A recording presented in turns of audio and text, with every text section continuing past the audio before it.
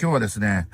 アメリカのトランプ大統領がですね、新たにトランプゴールドカードというですね、世界の富裕層に向けて、アメリカの、永住権ですね、グリーンカード、こちらをですね、なんとですね、500万ドル、日本円にして7億4千万円ぐらいですか、で販売するというニュースについて解説したいと思います。これまでですね、グリーンカードってアメリカ人と結婚した、配偶者だったりとかですね、アメリカに生まれた人、あとですね、抽選だったりとかですね、いろんなゲットの仕方があったんですけれども、なんともう金で売るという非常にシンプルな政策を始めて、国内外の知識人の人たちはトランプこんなことやりやがったわらわらわらみたいな感じになってるんだけど、俺これよく考えたらすげえ政策だなと思っちゃったんですよね。トランプ大統領はこのビザというかグリーンカードですね、アメリカの永住権を100万枚を売れるって言ってるんですけど、確かにアメリカの人口を考えたら100万人とか全然普通に吸収できるし、中国人の富裕層とかめっちゃみんな買いそうだなっていう、中国共産党の幹部とかめっちゃ陰で買ってそうだなみたいな感じすっごいしません？だから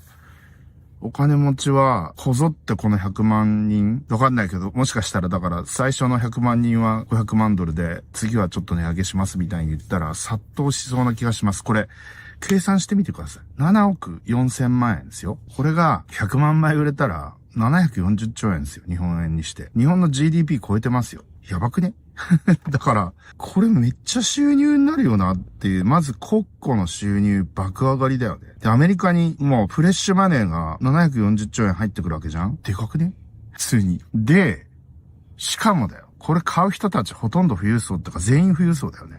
アメリカ移住してきたら富が集まるよね。資産もアメリカに集まるし、これグリーンカードの怖いところを教えてあげましょうか。なんか僕の友達とかでもわざわざハワイとか行って子供出産してアメリカの国籍を与えようみたいに言ってファッションみたいな感じでアメリカ国籍を取らせに行くバカ親いますけど、本当なんでこんなことするんだろうなって僕は思っちゃうんですけど、怖いよアメリカっていう国は。税金どこに住んでてもアメリカのグリーンカードとか国籍持ってたら補足されますからね。やばい国ですよ、本当。逆に言うと経済犯罪とか金で肩ついちゃったりとかするんですけどね。ウルフ・オブ・ウォール・ストリートって映画見たことあると思いますけど、レオナルド・ディカプリオさんですかね。めちゃくちゃもうドラッグはやるわ、セクハラ、パワハラ、もう何でもありみたいな会社で超巨大な証券詐欺をやらかすのに、あの人司法取引とかやった挙句自分の部下だけ売らなかったから周りのなんか別の会社のやつとか売って、その分で罪一等減じられて、なんと懲役2年6ヶ月ですからね。僕と一緒ですよ。だから、